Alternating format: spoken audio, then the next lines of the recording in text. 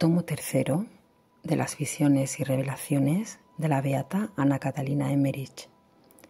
La vida de Jesucristo y su Madre Santísima, desde el comienzo de la vida pública de Jesús hasta la primera Pascua. Hoy os leeré los capítulos del 14 al 17. Tenéis el contenido de estos capítulos en la descripción del vídeo. Y si es la primera vez que te llega y quieres escucharlo desde el principio, al finalizar el vídeo os dejo el podcast completo. Capítulo 14.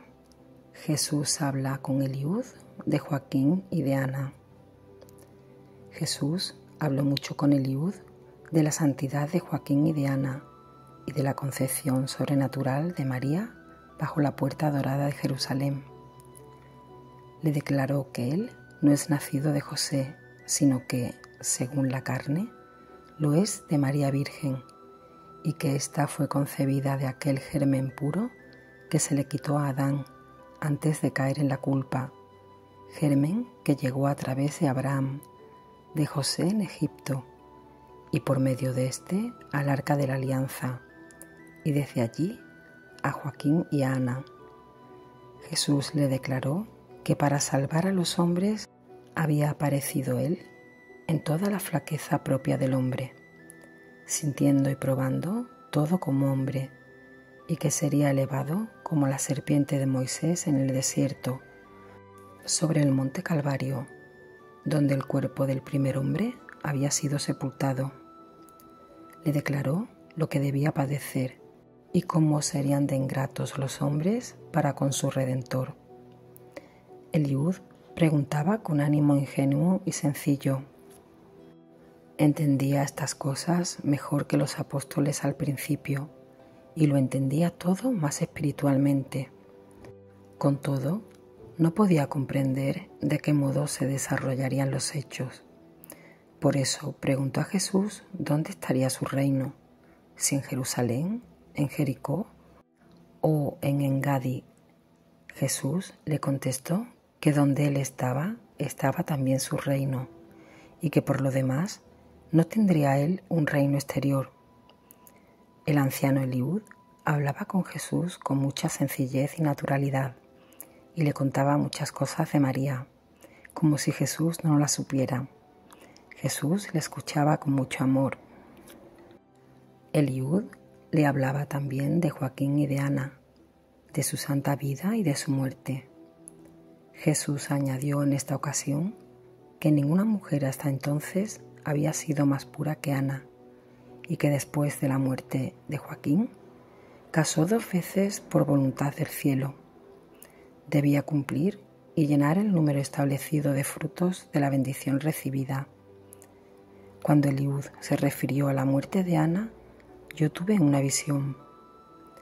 He visto a Ana sobre un lecho algo levantado, como he visto después a María, en la parte posterior de su gran vivienda.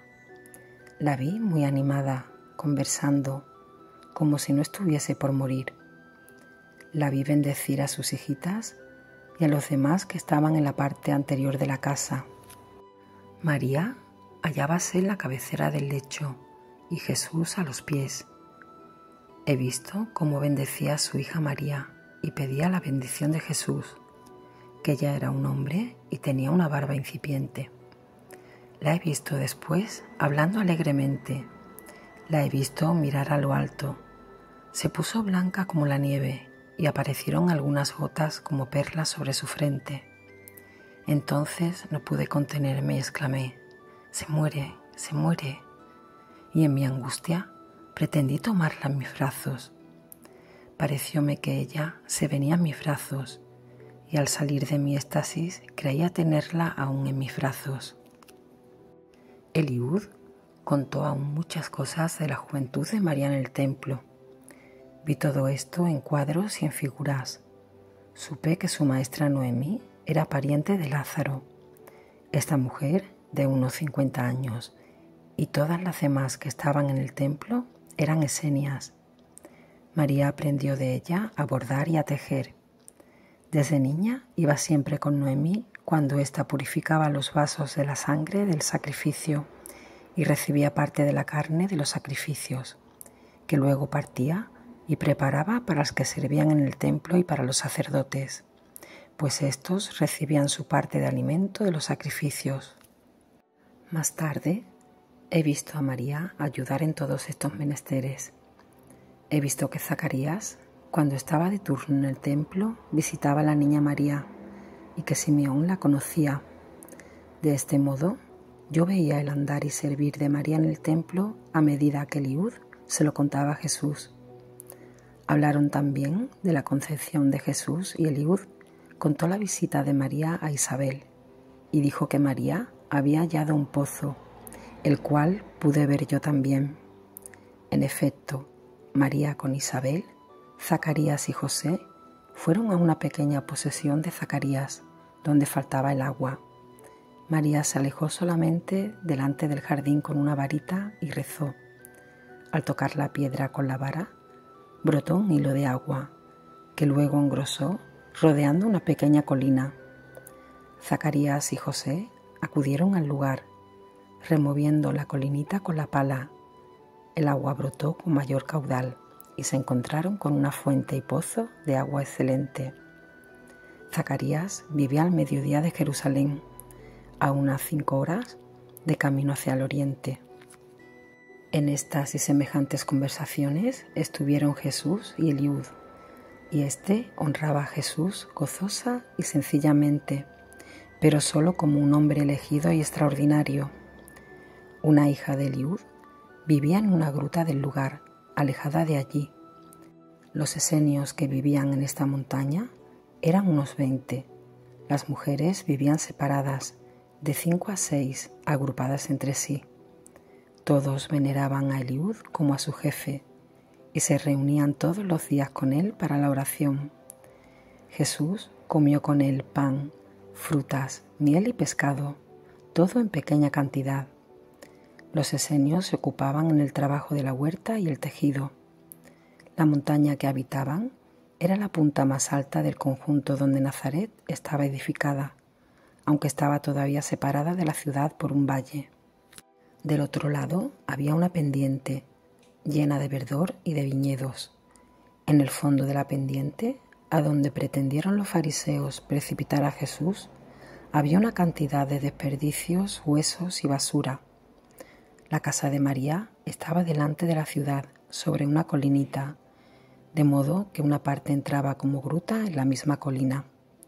Con todo, se veía la casa sobresalir de la colina, en la cual se veían otras casitas desparramadas. María y las santas mujeres, en compañía de Colaya, hijo de Lea, llegaron a su vivienda en el valle de Cafarnaúm. Las amigas salieron al encuentro. La casa de María en Cafarnaúm pertenecía a un hombre llamado Leví, que vivía no lejos de allí, en una gran casa. Por medio de la familia de Pedro fue alquilada y dejada la Sagrada Familia, pues Pedro y Andrés ya conocían a la Sagrada Familia por la fama y por Juan Bautista, cuyos discípulos eran. La casa tenía otras dependencias, donde discípulos y parientes podían ser alojados. Por esto parecía que la habían elegido. Hacia la tarde salió Jesús de la habitación de Eliud y acompañado por él se fue a Nazaret. Delante de los muros de la ciudad donde José tuvo su taller, vivían varias personas pobres y buenas, conocidas de José, con hijos que habían sido compañeros de infancia de Jesús. Dieron a los viajeros pan y agua fresca, pues Nazaret tenía agua verdaderamente buena. He visto a Jesús sentado en medio de esta gente, en el suelo, mientras los exhortaba a ir al bautismo de Juan. Esta gente se porta con Jesús con cierta reserva, pues lo conocían como a uno de ellos y ahora lo veían respetado por el anciano Eliud, a quien todos honraban pidiéndole consejo y dirección. Ellos sabían que el Mesías debía de venir, pero no podían concebir que pudiera serlo de uno que había vivido en medio de ellos. Capítulo 15. Nuevas conversaciones de Eliud con Jesús. Caminaba Jesús con Eliud desde Nazaret hacia el mediodía por el camino de Jerusalén que pasa por el valle de Cedrón. Cuando hubieron pasado el riacho Quisón, después de 2 horas, llegaron a un lugarcito formado por una sinagoga, una posada y pocas viviendas. Es una avanzada de la cercana ciudad de Endor, y no lejos de aquí hay un pozo famoso. Jesús entró en la posada. La gente se mostró fría con él, aunque no enemiga. Tampoco Eliud les merecía mucho respeto, pues eran aquí más farisaicos. Jesús dijo al jefe de la sinagoga que deseaba enseñar, y le replicaron que no era costumbre permitirlo a los forasteros. Él declaró que tenía la misión de hacerlo, y entrando en la escuela, habló del Mesías, que su reino no era de este mundo, y que no aparecería con brillo exterior. Luego habló del bautismo de Juan. Los sacerdotes del lugar no le eran favorables. Jesús hizo traer algunos rollos de la Escritura y les aclaró varios pasajes de los profetas. De manera particular, me conmovía ver el modo tan confiado y familiar de hablar de Jesús con Eliud, y cómo éste creía en la misión de Jesús y su venida sobrenatural. Pero al parecer no podía tener una idea de que Jesús era Dios. Contaba a Jesús con toda naturalidad mientras paseaban juntos muchos episodios de la infancia del mismo Jesús, lo que Ana, la del templo, le contó y lo que sabía ella de las cosas contadas por María después de su vuelta de Egipto, ya que varias veces la había visitado en Jerusalén. Jesús, a su vez, le contó otras cosas que el anciano ignoraba, todo esto con profundas reflexiones. Esta conversación fue llevada de modo muy natural y conmovedor, como hablaría un anciano venerable con un joven amigo íntimo de confianza.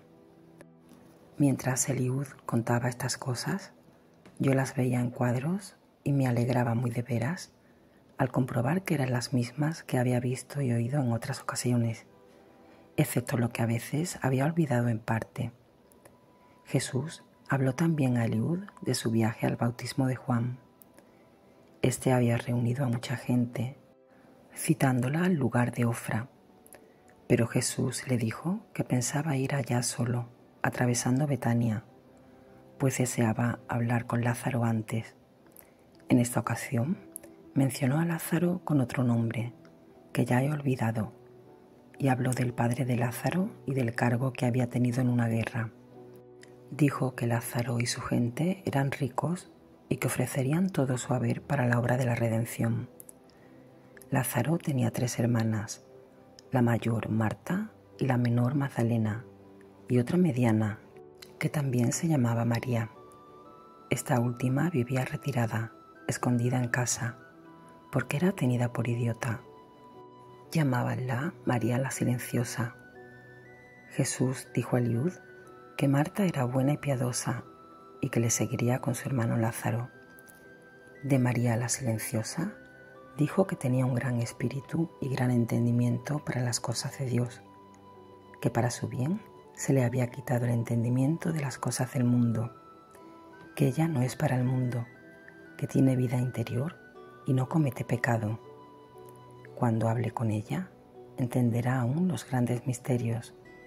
Ella no vivirá mucho tiempo más, después que Lázaro y los demás me sigan y dejen todas sus cosas para la comunidad. Añadió que la menor andaba perdida ahora, pero que volvería y sería más que la misma Marta. Eliud habló también del bautismo de Juan, aunque él no estaba aún bautizado. Pernoctaron en la posada junto a la sinagoga, desde donde muy temprano al día siguiente partieron marchando a lo largo del monte Hermón hacia la ciudad de Endor. Desde el albergue se veían restos de muros tan anchos que hubieran podido pasar carros por encima. La misma ciudad estaba llena de ruinas, rodeada de huertas y jardines. A un lado se veían aún palacios y lindas casas. y el otro aparecía arruinado como por una guerra. Me parecía que habitaba aquí una casta especial de israelitas, separados de los demás por sus costumbres. No había sinagoga. Jesús se dirigió con Eliud a un lugar muy extenso, con 3 hileras de edificios y muchas piezas en torno a un estanque. Había allí un espacio lleno de verdor. En el lago, pequeñas canoas para baños y se veía una bomba de agua. Parecía el conjunto de un balneario para enfermos y las cámaras estaban ocupadas por ellos. Jesús entró con Eliud en una de esas cámaras, donde les lavaron los pies y les sirvieron. Enseñó en un espacio abierto más levantado. Las mujeres que habitaban otras cámaras se situaron detrás de él. Esta gente no eran del todo israelitas, sino una especie de esclavos que debían trabajar y pagar cierto tributo de los frutos de sus cosechas. Me parece que habían quedado allí después de una guerra, y creo que su jefe, Sisara, fue batido no lejos y muerto por mano de una mujer. Fueron dispersados como esclavos por todo el país, y aquí habían quedado unos 400, teniendo que ocuparse en trabajar piedras para el templo bajo David y Salomón. Solían usarlos en el templo y en otras construcciones. El difunto rey Herodes los había empleado también para construir un acueducto muy largo que iba hacia el monte Sión. Estaban muy unidos entre sí, eran caritativos, llevaban largas vestiduras con fajas y gorras en punta que les cubrían las orejas y parecían trajeados como ermitaños. No solían comunicarse con los demás judíos, y aunque podían mandar a sus hijos a la escuela común, no lo hacían, porque eran tan vejados que preferían abstenerse. Jesús les tuvo mucha compasión y les dijo que le trajesen a los enfermos. Estaban sobre especies de camas, como mi sillón, pensé en él, porque debajo de los brazos de esos sillones había maderas, de modo que bajando los brazos quedaban como convertidos en lechos. Cuando Jesús les habló del bautismo y del Mesías, exhortándolos a ir allá, replicaron, muy confundidos, que ellos no se atrevían a participar porque no tenían derechos y eran despreciados por los demás. Entonces les habló en una parábola del injusto mayordomo. Tuve entonces cabal entendimiento de la misma, que me preocupó todo el día y luego olvidé la explicación. Espero recibirla de nuevo. También les contó la parábola del hijo enviado a la viña, que solía repetir cuando hablaba a los gentiles, despreciados por los judíos. Cuando prepararon una comida en honor de Jesús, bajo el cielo abierto, Jesús hizo llamar a los enfermos y pobres, y con Eliud les servía los manjares de la mesa. Al ver esto, se mostraron muy conmovidos. Por la tarde volvió Jesús con Eliud a la sinagoga. Celebraron el sábado y pernoctaron. Al día siguiente, siguió Jesús con Eliud hacia Endor, que distaba solo el camino de un sábado, desde el albergue que habían tomado, y enseñó allí. Los pobladores eran cananitas, creo que de Siquem, pues oí el nombre de siquemitas. En una galería subterránea tenían oculto un ídolo, que por un ingenioso mecanismo salía fuera para ser visto sobre un altar adornado. Podían hacerlo desaparecer de pronto al solo contacto de un resorte. Este ídolo, que provenía de Egipto, se llamaba Astarte, que yo ayer había oído como Esther. La figura del ídolo tenía cara redonda como luna, los brazos delante y presentaba la figura de algo largo, envuelto con una muñeca y crisálida de mariposa, en el medio ancha y en los extremos angosta, como un pez. En la espalda tenía una prominencia sobre el cual había una especie de cuba que sobresalía de la cabeza. Dentro del recipiente se veía algo verde, como espigas con hojas verdes y frutas. Los pies, hasta la mitad del cuerpo, estaban en una tina y en torno había floreros con plantas vivas. A pesar de que tenían a este ídolo oculto, Jesús los reprendió en su discurso. Antiguamente habían ofrecido y sacrificado a niños deformes. Pertenecía al ídolo Adonis, que venía a ser como el marido de esta diosa. El pueblo había sido vencido en tiempo de su jefe Sisara y dispersado entre los israelitas como esclavos. Por eso eran despreciados y tenidos en menos. Habían promovido, no mucho antes de Cristo, bajo Herodes, tumultos, y por eso fueron más oprimidos. Por la tarde volvió Jesús de nuevo con Eliud a la sinagoga para concluir el sábado. Los judíos habían visto con malos ojos la visita de Jesús a Endor, pero él les reprendió severamente su dureza para con esta gente oprimida. Los exhortó a tratarla con consideración y a dejarla ir al bautismo de Juan, ya que se habían decidido ir después de la exhortación de Jesús. Al finalizar esta enseñanza, se mostraron más benévolos con Jesús. Volvió Jesús con Eliud a Nazaret, y los he visto en camino hacia la ciudad en amena conversación, como otras veces. A veces se detenían. Eliud contaba muchas cosas de la huida de Egipto, y yo veía todas esas cosas en figuras. Llegó la conversación al punto de si serían también los egipcios llamados a la salud, ya que habían sido conmovidos con su presencia cuando huyó. En esta ocasión, vi que el viaje de Jesús después de la resurrección de Lázaro a las tierras paganas de Asia y Egipto, que yo había visto en visión, no había sido fantasía mía, porque Jesús dijo que en todas partes donde había sido sembrado, habría él de recoger los sarmientos. Eliud habló también del sacrificio de Melquisedec, de pan y de vino, y preguntó ingenuamente si Jesús era como Melquisedec, ya que no podía formarse idea cabal de la personalidad de su compañero. Jesús le contestó: no, aquel debía preparar mi sacrificio, yo, empero, seré el sacrificio mismo.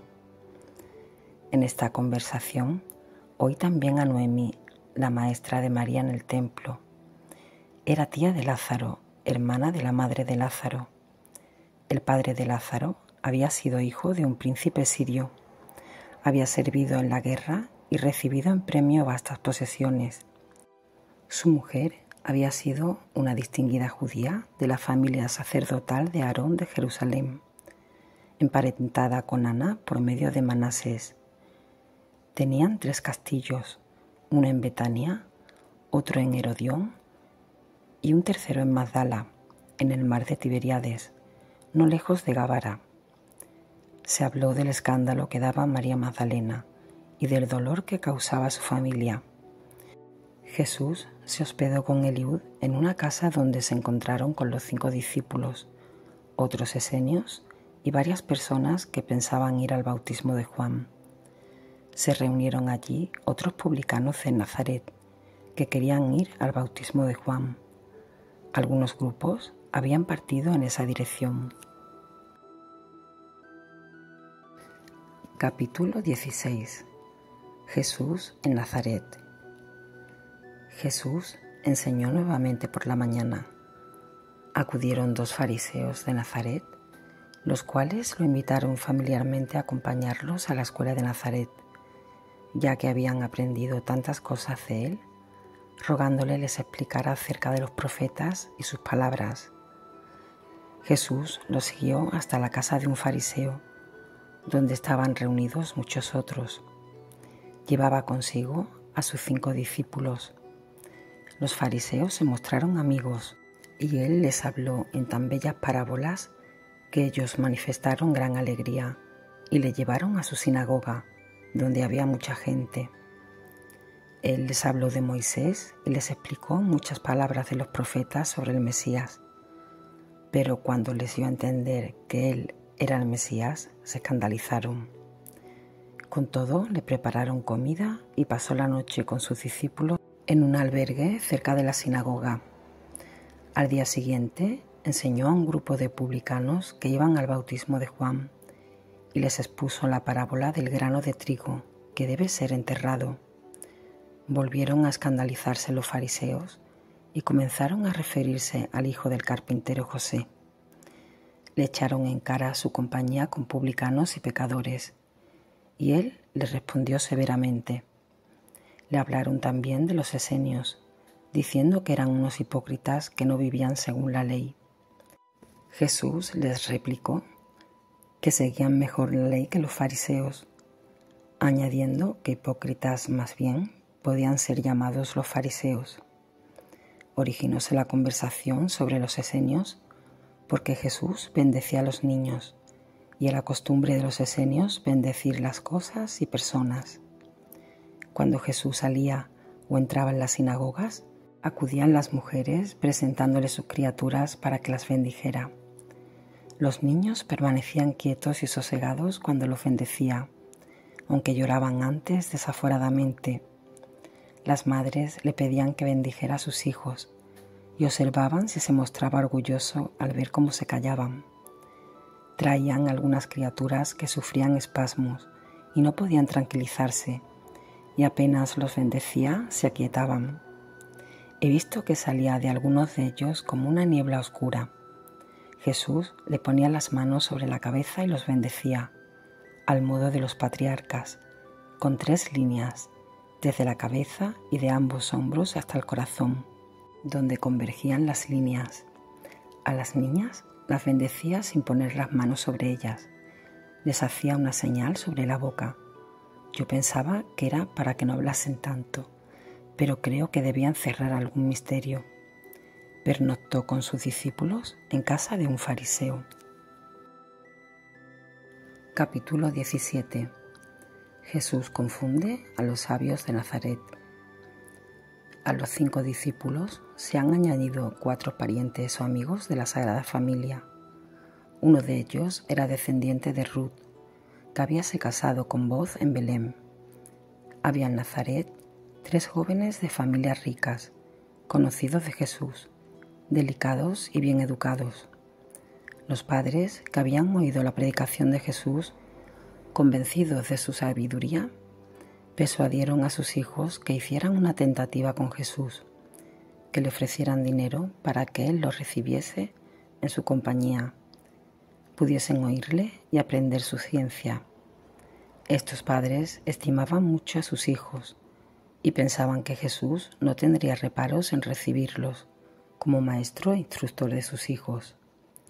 Los jóvenes acudieron hoy a la sinagoga. Por medio de los fariseos y por estos mismos jóvenes concurrió a la escuela cuanto de distinguido o sabio había en Nazaret para presenciar una prueba de la sabiduría de Jesús. Se encontraba entre ellos un letrado de la ley y un médico. Este era un hombre corpulento de anchas espaldas y larga barba. Llevaba una faja con señales en el vestido a la altura de los hombros. Jesús entró y lo vi bendiciendo a los niños que le traían las madres. Había entre estos algunos leprosos que él curó.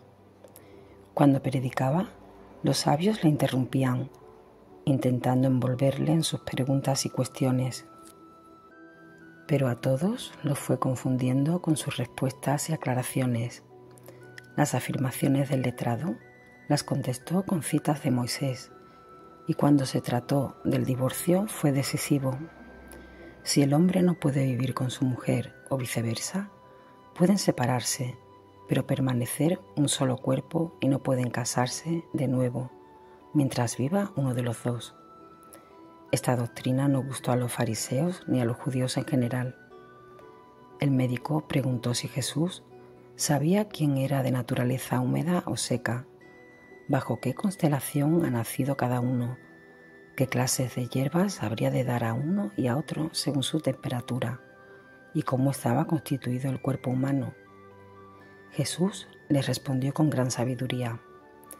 Habló de las diversas complexiones de los presentes, de sus enfermedades y remedios, y se refirió a la composición del cuerpo humano en términos totalmente desconocidos por el flamante médico. Habló del alma y cómo obra sobre el cuerpo. Trató de las enfermedades que solo pueden curarse con la oración y la mejora de la vida, y de otras que se curan con los remedios humanos de hierbas y medicamentos. Todo esto lo trató con tanta profundidad y tanta gracia que el médico se declaró vencido, confesando que el oído excedía en muchos de sus conocimientos. Me parece hasta que desea seguir a Jesucristo. Él describió al médico todo el cuerpo humano, sus miembros, músculos, venas, nervios y entrañas, su importancia y sus propiedades, con tanta precisión y al mismo tiempo tanta brevedad, que el pretendido sabio quedó completamente humillado y admirado. Hallábase presente un astrólogo, y Jesús comenzó a hablar del camino de las estrellas, de cómo un astro influía sobre otro, y de cómo los diversos astros ejercen distintas influencias. Refirióse a los cometas y a las señales del cielo. Habló también con un arquitecto sobre edificación y le dijo cosas muy significativas del tema. Al tratar del comercio y del intercambio con países extranjeros, dijo cosas severas acerca de las vanidades, modas y lujos provenientes de Atenas. Se habían introducido ciertos juegos y artes de magia en el país por medio de estos extranjeros, que habían pasado también por Nazaret y otros pueblos vecinos. Añadió que ciertas artes malas son imperdonables, porque no se tienen por malas y no se pide perdón ni se hace penitencia por ellas. Todos quedaron altamente maravillados de su sabiduría y comenzaron a decirle que se quedara entre ellos, que le iban a edificar una casa y le proveerían todo lo necesario. Le preguntaron por qué se había establecido con su madre en Cafarnaúm. Él le contestó sencillamente que no pensaba permanecer allí, hablándoles de su misión y de su destino, que, además, habíase establecido en Cafarnaúm porque deseaba estar en el centro del país. Ellos no comprendieron la referencia a su misión y se ofendían porque no quisiera quedarse. Creían haberle ofrecido una posición muy ventajosa y que rehusaba por orgullo y presunción. Al atardecer dejaron el local de la escuela. Los tres jóvenes, que eran de unos 20 años, pidieron tratar con Jesús en particular, pero él no los quiso recibir hasta que llegasen los 9 discípulos que le habían seguido. Esta negativa los entristeció. Jesús dijo que procedía así para que fuesen testigos de lo que iba a hablar con esos jóvenes. Ellos entonces, con todo comedimiento, le dijeron cuál era la voluntad de sus padres, que deseaban ser sus discípulos, que sus padres le darían dinero para los viajes, que ellos querían acompañarle y ayudarle en todas sus obras. Jesús se entristeció al tener que darles una negativa, ya por sí mismos, ya por causa de los discípulos, pues debía exponer motivos que ellos no podían comprender aún. Les dijo que quien ofrece dinero quiere sacar ganancia de ese mismo dinero y que, en cambio, quien quisiere seguirle a él debía renunciar a toda conveniencia humana. Más aún, el que quisiere seguirle debía renunciar hasta a sus parientes y amigos. Añadió que sus discípulos no buscaban ni pretendían conveniencias de casamientos. Les dijo cosas tan serias que aquellos quedaron muy abatidos. Atinaron a decir que también los esenios en parte vivían casados. Jesús les respondió que los esenios hacían bien siguiendo sus leyes y que, por lo demás, ellos preparaban el camino para las cosas que él estaba por establecer con mayor perfección. Los despidió recomendándoles que meditasen lo que les convenía hacer. Los discípulos se asustaron por sus palabras, pareciéndoles una doctrina muy severa. No lo podían entender y decayeron de ánimo. Jesús anduvo con ellos por las afueras de Nazaret. Se dirigió a casa de Eliud y durante el camino les dijo que no desmayasen ni se desalentasen, que las causas por las cuales habló así a aquellos jóvenes eran secretas y que alguno le seguiría más tarde y otros nunca, que ellos le siguiesen sin preocuparse. se ha suscitado un gran tumulto en Nazaret. No pueden perdonarle que no se haya querido quedar entre ellos y dicen que todo lo que sabe lo ha aprendido yendo de un lado a otro. Añadían: es cierto que es diestro en responder y en enseñar, pero es demasiada soberbia para el pobre hijo de un carpintero. He visto regresar a sus casas a los 3 jóvenes. Los padres interpretaron muy mal las dificultades que Jesús le puso, y los jóvenes pensaban lo mismo, de modo que todo el mundo estaba allí en contra de Jesús. Con todo, los 3 jóvenes volvieron al día siguiente y prometieron a Jesús obedecerle y servirle. Jesús los despidió nuevamente y se entristeció de que no pudiesen comprender el motivo de su negativa. Luego habló con sus 9 discípulos, que le siguieron algún trecho, según les había dicho, para dirigirse luego al bautismo de Juan. Respecto de los jóvenes, agregó que ellos pensaban sacar algún provecho, pero no estaban dispuestos a dejarlo todo por amor, que los discípulos lo dejaban todo y recibirían, en cambio, mucho más. Díjoles cosas muy profundas sobre el bautismo de Juan y les ordenó ir a Cafarnaúm, anunciar a su madre que él se dirigía al bautismo de Juan, que hablasen con los discípulos Juan, Pedro y Andrés para ir al bautismo y que avisasen al precursor que él también se ponía en camino para ser bautizado. Terminamos aquí este episodio 4.